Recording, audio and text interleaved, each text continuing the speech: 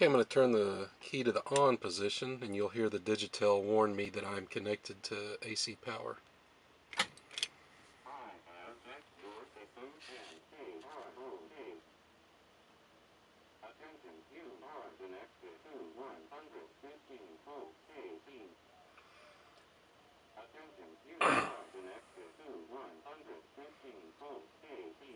Okay. Now we can see the water temperature, if it'll focus.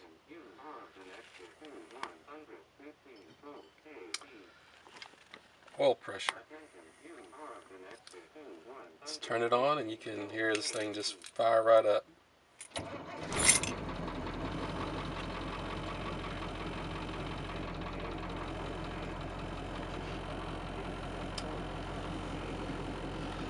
And it sits there at 75 when it's cold.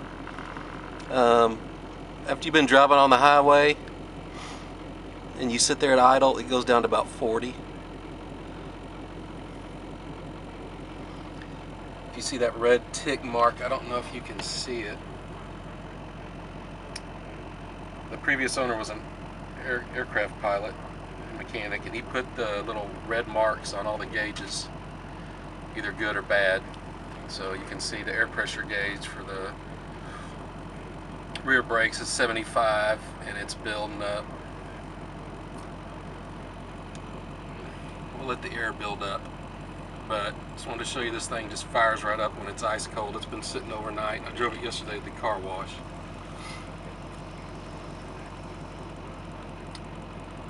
So we'll let the air build up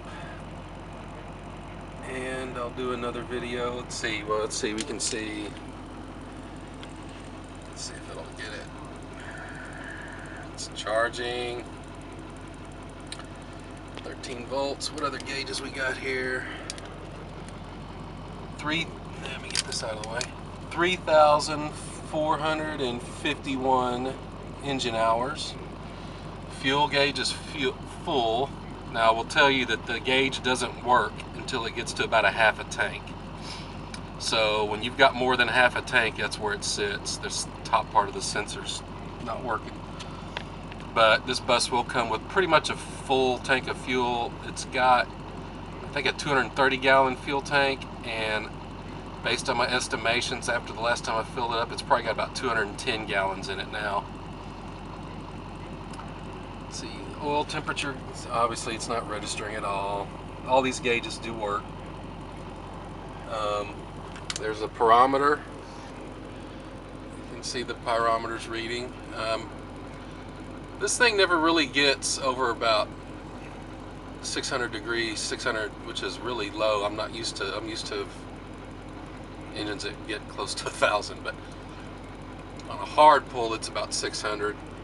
Boost gauge, usually pulls under max power when you can feel it really pumping. It's about 10-11 pounds of boost.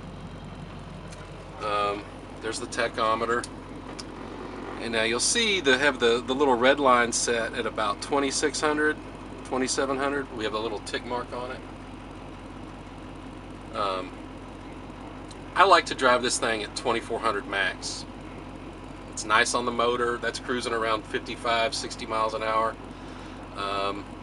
I'm not in a hurry to get anywhere, and I'd much rather just drive a little slower and take it nice and easy on the engine. Where is the 100? So that says, I don't know if you can read that, 42,084. So that's actually 142,084 miles. The overhead was run, the valves were adjusted. I'm going to have to look in the logbook, but I believe it was around 118, 120,000 miles. So that's something that needs to be done on these cats, but it's just, basically, as far as the engine's concerned, it's just been done, so you're good there. Oh my goodness, oh, drawer opened. It scared me. See, the brakes are building up. Fine. Water temperature. You give it some fuel.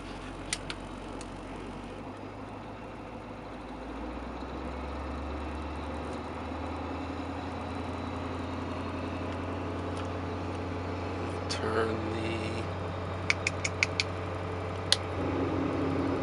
so you can hear the fan come on.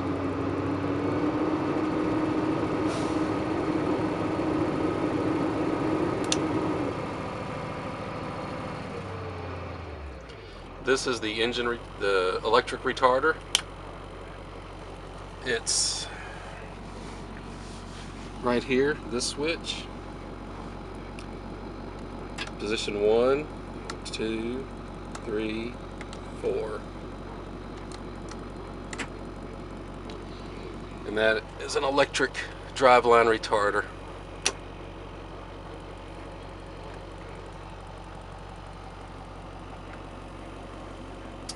Here is its air tilt, so you can see.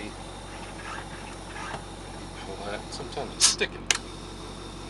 Unlock it. Now it's locked.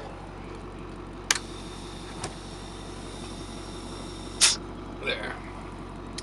Suspensioned up, I've got it up. There's the vents, the 2 front vents, you can open those. Down here, there's this flip a switch, unlocks the seat. You can see the seats rocking back and, let me get this out of the way. Seats rocking back and forth. That's how you can slide it over, makes it easy to get into, but when you get where you want, you just... There are the controls for the jacks. So if you want to use the jacks, man, where's the level master button is? My goodness, where is it? Oh, here it is. So you would turn this on. Now it shows that, you know, so that enables the jacks, and so you just reach down here. Let's do the right front. And if you watch that, see we're up. Now I'll go down.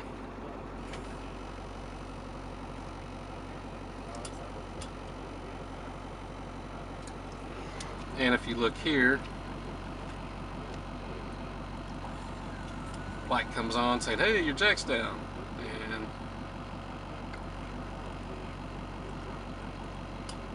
jack's back up. Then just turn the level master off so you don't inadvertently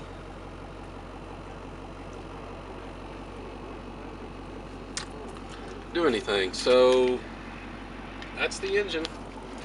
Idling, smooth, running. It is really an awesome motor. I'll tell you, it just fires right up. It's got good mileage. It's good, really economical. It's extremely dependable. Doesn't burn any oil. Runs really smooth. And all the parameters, as far as the gauges, are always in spec from what I've read online where they should be. You know, 75 cold, between about 30 pounds. 30-35 pounds. Once it's hot, when you've been going on the highway for an hour and a half and you pull up to a stoplight and you're sitting there idling in gear, it'll be about 30 pounds. Boost is around 10 or 11, which is where it's supposed to be. Pyrometer, most I've seen is 600, which seems kind of low to me, but this still has the I forgot what it's called, but basically the vacuum thing or whatever on the motor to keep it from, it controls the throttle so it doesn't emit a lot of black smoke, you know, you're not rolling coal. So that's probably limits the overfuel. It'll low RPM. You can unhook it if you want. I prefer to leave it on just because this pump, the injector pump, was gone through by the previous owner. It's not been turned up. It's not been hot rodded at all. This is all still at factory specs. You feel free to turn it up as much as you want, roll as much coal as you want. That's on you. I don't want to take that risk. I like this as a freaking tight motor. It runs smooth, and I just like it the way it is, and I'm gonna leave it there. Oh, one other thing, and there's the rate core gauge. So